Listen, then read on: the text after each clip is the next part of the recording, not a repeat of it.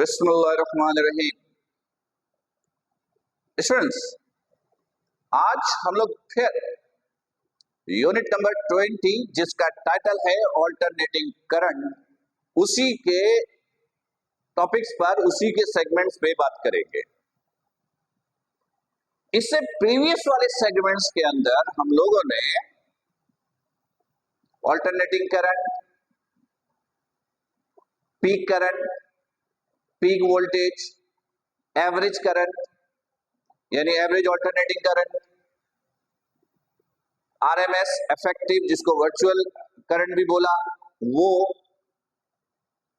Phasor diagram जिसे Argand diagram भी बोला, फेजर एंगल।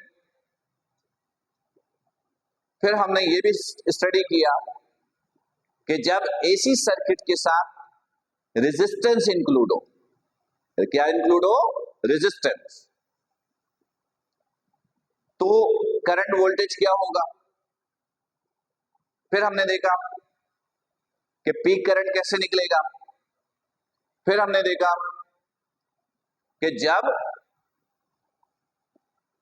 एसी सर्किट के साथ इंडक्टर इंक्लूड हो यानी कॉइल इंक्लूड हो, यानी इस तरह की सिचुएशन, ये बैटरी है,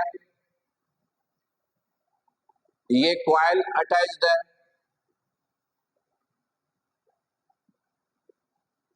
ये कॉइल अटैच्ड है, इसके लिए वर्ड इस्तेमाल करते हैं इंडक्टर। तो ऐसी सिचुएशन में वोल्टेज क्या होगा? वो मैंने कहा V बराबर होगा V0 sine omega T. V0 को हमने पीक वोल्टेज का नाम दिया। करंट जो इसके अंदर फ्लो होगा वो करंट हमने ये देखा I0 sine omega T minus pi by two. Pi by two means 90 degree. फिर हमने ये भी देखा कि ऐसी सिचुएशन में वोल्टेज और करंट के दरमियान फेज एंगल 90 डिग्री होता है, 90 डिग्री का डिफरेंस होता है, पाई बाई टू 90 डिग्री। फिर हम लोगों ने आरएमएस करंट भी देखा। फिर उसके अंदर हम लोगों ने इंडक्टिव रिएक्टेंस की बात की, इंडक्टिव रिएक्टेंस की बात की, जिसे हम लोगों ने XL से लिखा। XL बराबर था ओमेगा L के। Omega is the angular velocity, L is the inductance. Omega की जगह आप 2 पाई f भी लिख सकते हो। This is L। फिर हमने ऐसी सिचुएशन में करंट भी देखा, तो ये बराबर था V0 over 2 pi f L, जिसे हम लोगों ने ऐसे भी लिखा और इसे हम लोगों ने ऐसे भी लिखा, XL। फिर हम लोगों ने आरएमएस करंट भी देखा, RMS alternating current in case of inductor. जब अल्टरनेटिंग करंट सर्किट में, एसी सर्किट में इंडक्टर इंक्लूड हो, तो हम लोगों ने फिर करंट ये देखा V0 over root 2 omega L, जिसे V0 ओवर रूट 2 XL भी कहा आपने। क्लियर है? अच्छा, ये सब बताने का मकसद ये था कि उस सेगमेंट के अंदर एक छोटा सा पॉइंट और डिस्कस करना रह गया था, जो आज हम इस सेगमेंट में डिस्कस करेंगे। तो मैंने सोचा पहले जरा सा प्रीवियस लेक्चर्स में जो बातें हुई थी हल्का सा आपको रिवाइज करवा दूं। अच्छा, अब सुनिए। फर्ज कीजिए कि आपके पास एक एसी सर्किट है। आपके पास एक एसी सर्किट है। आपके पास एक एसी सर्किट है। उस एसी सर्किट के अंदर अब एक कैपेसिटर अटैच्ड है। क्या अटैच्ड है? कैपेसिटर। ठीक है, यानी इसके साथ एक कैपेसिटर अटैच्ड है। आपके पास एक एसी सर्किट है और उसके साथ क्या है, कैपेसिटर अटैच्ड है।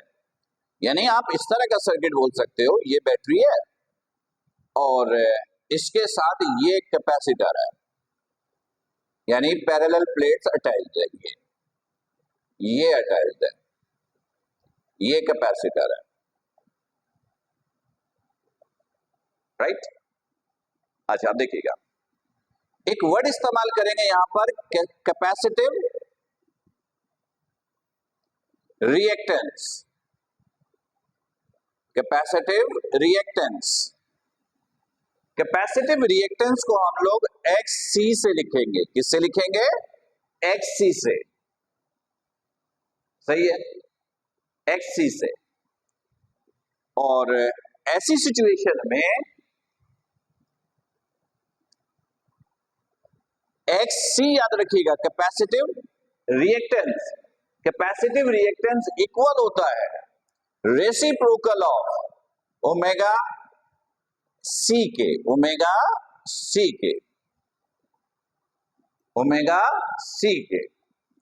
C is the capacitance, C is the capacitance, right?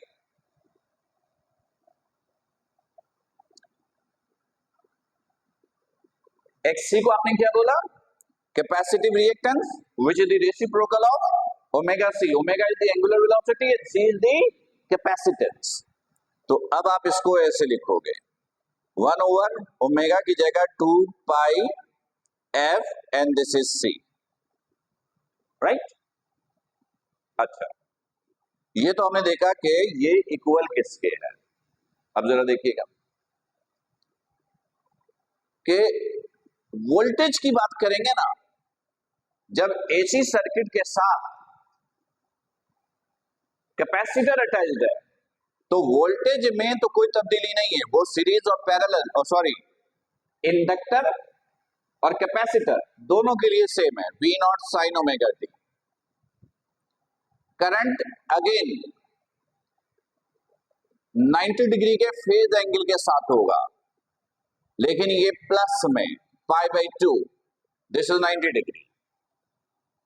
मतलब कि अगर यहां पर आपके पास करंट है, ये करंट ले लीजिए, ये वोल्टेज ले लीजिए, तो ये 90 डिग्री का डिफरेंस है, 90 डिग्री का फेज एंगल है ये, इन दोनों में 90 डिग्री का फेज एंगल है। यानी करंट I और voltage V, when capacitor is attached in AC circuit, then phase angle is 90 degree. ये जो डायग्राम बनता है ना, इसी को फेजर डायग्राम बोला था हम लोगों ने।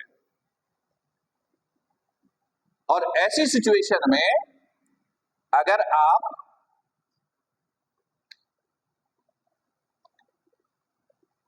बात समझ में आ रही है?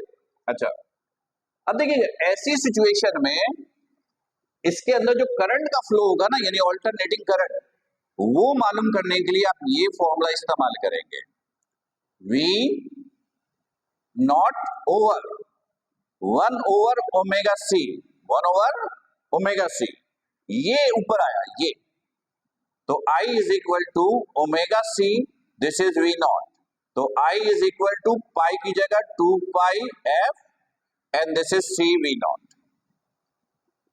राइट। F फ्रीक्वेंसी है, C कैपेसिटेंस है, V not is the peak voltage. तो स्टूडेंट्स, ये जो एक्चुअल में है ना, ये लास्ट जो लेक्चर हुआ था हमारा, इसका ये छोटा सा सेगमेंट इसके अंदर ये रह गया था।